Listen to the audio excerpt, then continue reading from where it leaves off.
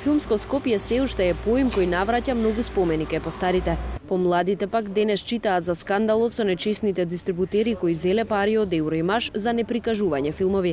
Се надеваат на 3D кино, а всушност влегуваат во кино само за премиера на светски блокбастер, а зад себе оставаат брда од лушпи од сончоглед.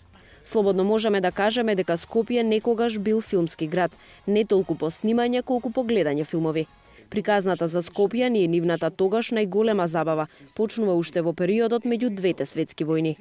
Нешто подоцна, иако постудени од надвор во зима, хит беа кината спроти домот на армијата.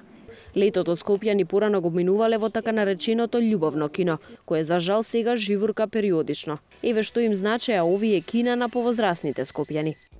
Кино Вардар, кино Балкан бева чувени и тамо народ одеше. Киното во тоа време беше многу скапо за нас. Ја за 100 пари, за 50 пари, имав 9 чапчиња семки. Сум запамтил што највише еден филм имаше, се даваше, што викава Ариу, Ариу, Ариу, Ариу. Се каубојски, се гангстерски филми. Па Шарло Шаплин. Имаше ратни филмови, тепање едно друго.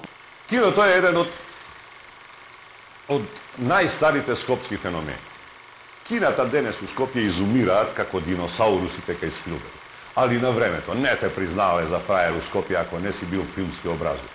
И кинодистрибутерите се подсетуваат на златното доба на македонските кина. Можеме да кажеме дека Македонија имала некои 3 милиони 800 илјади гледачи пред некои 15 на години. Значи сега со појавата на новите медиуми, со интернет и со појава на многу телевизиски канали и останати содржини, секако дека интересот за киното ќе се намали. Не би можеле да разговараме за таа цифра. Како и да е, денес се чини дека кукаме, но се задоволуваме со период кога поголемиот број на дистрибутери наместо да ги отвора киносалите, напротив ги затвора.